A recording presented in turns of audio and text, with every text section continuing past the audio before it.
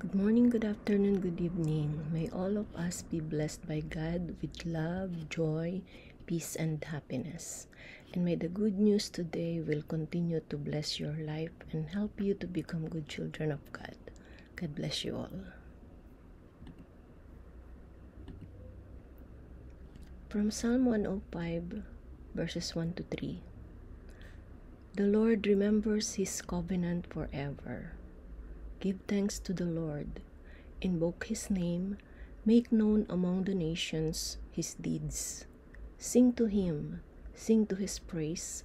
Proclaim all His wondrous deeds. The Lord remembers His covenant forever. Glory in His holy name. Rejoice, O hearts that seek the Lord. Look to the Lord in His strength. Seek to serve Him constantly.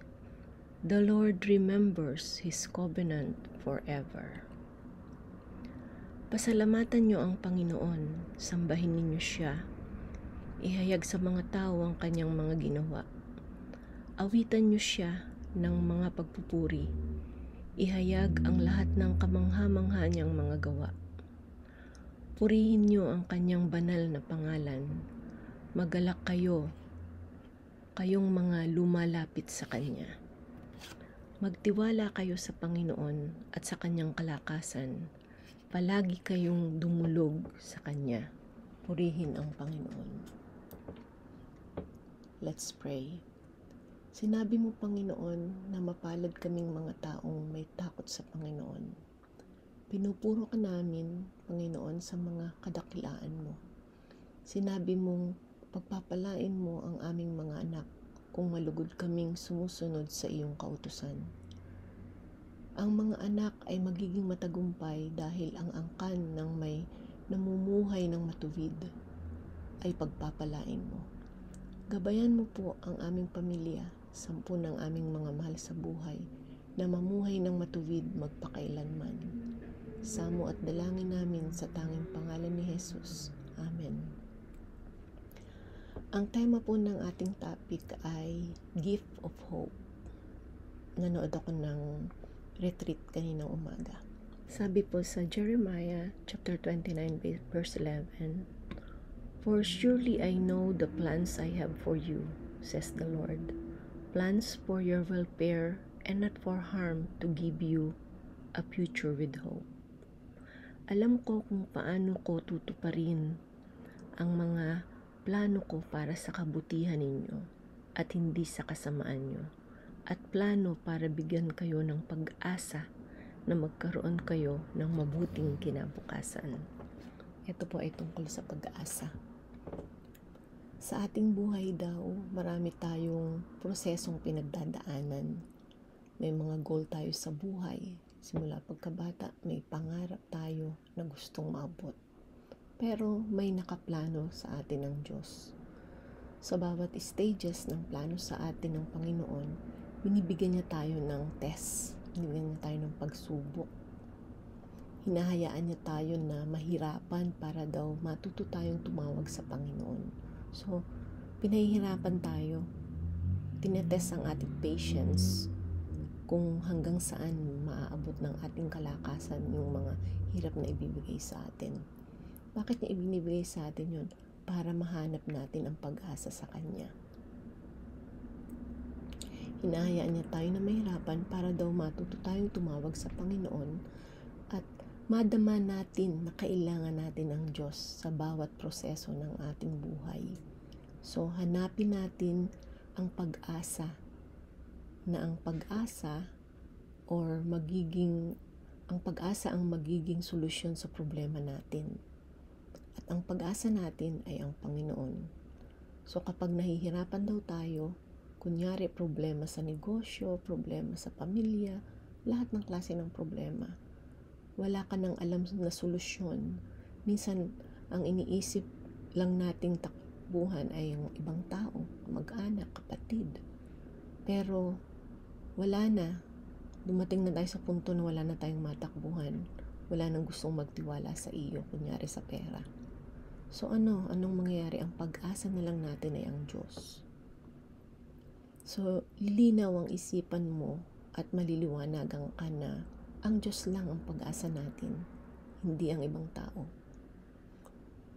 Kahit sa ibang bagay, kahit sa pagkakasakit din, diba? Himala ng Diyos lang ang ating pag-asa. Sa mga problemang mabibigat sa pamilya, yun ang sinasabing ipagpasa Diyos natin. Pero kung minsan, kailangan muna tayong mahirapan bago natin makita yon. Kung minsan daw, dadaan pa tayo sa depression, sa pagkadismaya, sa pagkaaburido. Nakakalimutan natin na sa bawat paghihirap daw natin, sa bawat problema at pagsubok na dinadaanan natin sa ating pamumuhay araw-araw, na naiwawaglit ng Diyos sa atin ang kanyang mga mata. Minsan ibinawaglit ng Diyos ang kanyang mga mata sa atin. Saglit lang daw. Yun daw ang paanyaya o imbitasyon ng Diyos sa atin para makahanap tayo sa kanya ng pag-asa. Tatawagin natin siya. Hindi pag-asa na galing sa tao, hindi pag-asa na galing sa ating paligid, kundi pag-asa na galing sa Diyos. Kasi nga, sa maikling panahon lang ng paghihirap, maikli lang naman panahon tayo naghihirap, hindi naman matagal. Tutulungan tayo ng Diyos kapag tayo ay nagdasal at lumapit sa Kanya. At ang mga hirap na ipinadana sa atin ay paraan ng Diyos para tayo ay maging mas matatag at mas malakas. At yan ang pinagmumulan daw ng pag-asa at masigit na pagpapala. Na-test na tayo kung gaano tayo katatag. So, mas maraming blessing ang darating sa atin. Para din iyang sinasabi ko sa mga anak ko sa pag-aaral ng kolehiyo. 4 na taong ka lang magtitiis ng hirap. Lagi ko yung sinasabi. 4 na taong ka lang mahihirap ang mag-aaral ng mahirap. Magre-research talagang mag-iisip, mag-aaral, magsasakripisyo. At kung ikaw ay makapagtitiis at makapagsisikap na makatapos, ang 4 na taon ay maikling panahon lang nagugulin sa pag-aaral. Ika'y magpapakatatag at magtsatsaga.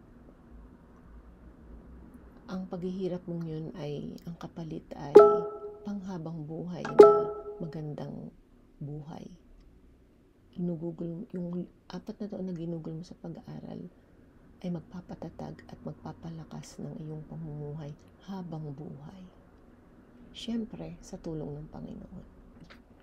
Sinabi sa 1 Peter chapter 5 verse 10, "And the God of all grace, who called you to His eternal glory in Christ, after you have suffered a little while, will Himself restore you and make you strong, firm, and steadfast."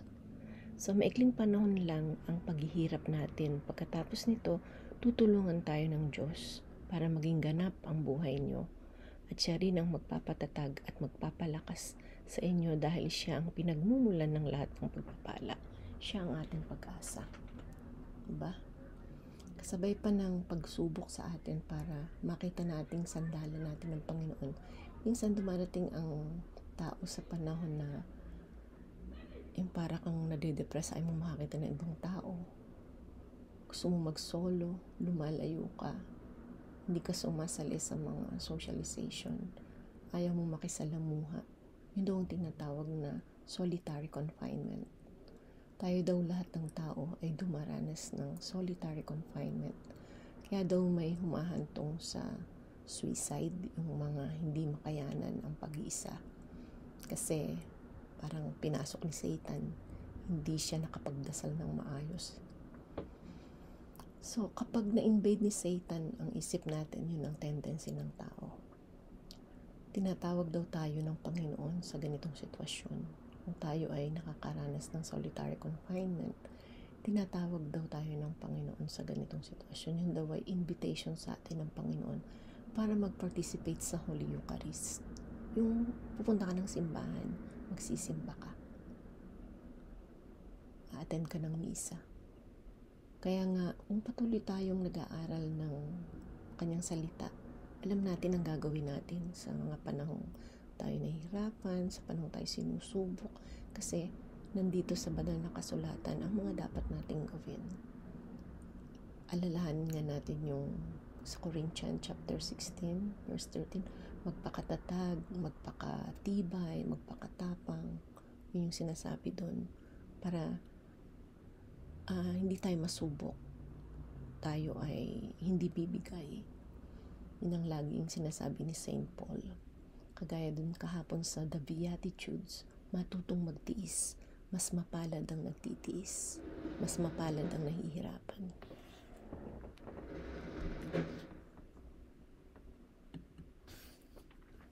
Sabi nga dito sa Isaiah chapter 54 verse 7, "For a brief moment I abandoned you." Parang iniwan lang tayo ng Diyos, saglit lang. "For a brief moment I abandoned you, but with great compassion I will bring you back. In a surge of anger, I hid my face from you for a moment, but with everlasting kindness I will have compassion on you, says the Lord, your Redeemer." Iniwan kita sandali, pero dahil sa laki ng awa ko sa iyo, ay muli kitang kukupkupin. Dahil sa bugso ng galit ko sa iyo, iniwan kita sandali, pero dahil sa aking walang hanggang pag-ibig sa iyo, kaawaan kita. Ako ang Panginoon na iyong tagapagligtas ang nagsasabi nito. O diba, sinusubukan lang tayo ng Panginoon, pero binabalikan niya tayo, inililigtas niya tayo. So, during the darkest moment of our solitary confinement, yun yung pag tayo ay talagang nasa lalim ng ating problema na tayo nahihirapan, bumabalik ang Lord, ire-restore tayo ng Diyos. Mas matatag, mas matibay, at mag-iiba pa ang pananaw natin sa buhay. Dahil ang ating pag-asa ay nasa Diyos lang. At kapag nakaranas daw tayo ng solitary confinement, lalo tayong magsimba, makibahagi daw tayo sa Holy Eucharist, meaning attend tayo ng misa, at doon madadama mo ang pag-asa na galing sa Panginoon. Alalahanin daw natin yung sinabi ni Jesus nung nakapako siya sa krus. Nung siya ay mismo ay dumaranas ng solitary confinement, kasi ang sinisigaw ng mga tao, crucify him, crucify him. Pero nung nagsabi sa kanya yung isang magnanakaw na isama siya sa kaharian ng langit, sinagot siya ni Jesus na hindi bukas, hindi makalawa. Oo, isasama kita ngayon sa paraiso. So kapag nahihirapan daw tayo, makiisa daw tayo sa solitary confinement ni Jesus, yung nung ipako siya sa krus. So pag tayo nahihirapan, at feeling natin nagsosolo tayo na wala tayong kadamay, sipin na lang daw natin yung pagkakapako ni Kristo sa krus, kung gaano kahirap. At sa ganun nakikiisa daw tayo sa paghihirap ni Kristo noon, at sa ganung paraan makikita natin ang future glory na naghihintay sa atin sa langit.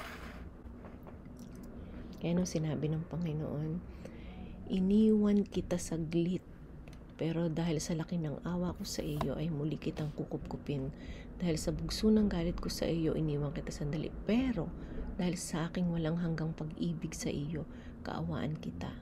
Ako ang Panginoon na iyong tagapagligtas at nagsasabi nito. At sinabi kay Deuteronomy 31 verse 8, "It is the Lord who goes before you. He will be with you. He will not fail you or forsake you. Do not fear or be dismayed." Pangungunahan ka ng Panginoon at sasamahan ka niya. Hindi ka niya iiwan o papabayaan man. Kaya huwag kang matakot ni panghinaan ng loob. Binanggit din yun doon sa Corinthians chapter 16. From Isaiah 41 verse 13, "For I am the Lord your God, who takes hold of your right hand and says to you, do not fear, I will help you." Sapagkat ako ang Panginoon na iyong Diyos, ako ang nagpapalakas sa iyo at nagsasabing huwag kang matatakot dahil tutulungan kita. Ganda, diba? Kaya galiin nating mag-aral ng salita ng Diyos, magbasa ng Bible. Ito inilalapit ko sa inyo kung wala pa kayong mga Bible. At hindi kasi natin malalaman kung anong mga kautusan niya, ano ang sagot niya sa ating mga kamalian. Paano maitatama ang mga kamalian natin? Nasa Biblia lahat. Talagang nasa Biblia ang pagtatama ng ating buhay at ang kautusan na dapat nating sundan sa araw-araw. Sabayan niyo po ako sa panalangin. Muli maraming salamat sa iyong mga aral at patnubay, Panginoon. Patuloy mo po, Panginoon, na bigyan kami ng pag-asa na magkaroon ng magandang kinabukasan. Patuloy kaming maging matatag, malakas dahil doon nagsisimula ang iyong pagpapala. Patuloy mo kaming kupkupin, kaawaan dahil ikaw ang aming tagapagligtas. At patuloy mong alisin ang aming mga takot dahil ipinangako mong palalakasin at tutulungan mo kami sa lahat ng sandali. Samo at dalangin sa tanging pangalan ni Jesus na aming Panginoon. Sa pangalan ng Ama, ng Anak at ng Espiritu Santo. Amen. Maraming salamat po sa inyong lahat na nakinig. Nawang kayo po ay nakapulot ng aral. At patuloy po tayong mag-aral ng salita ng Diyos. God bless you all.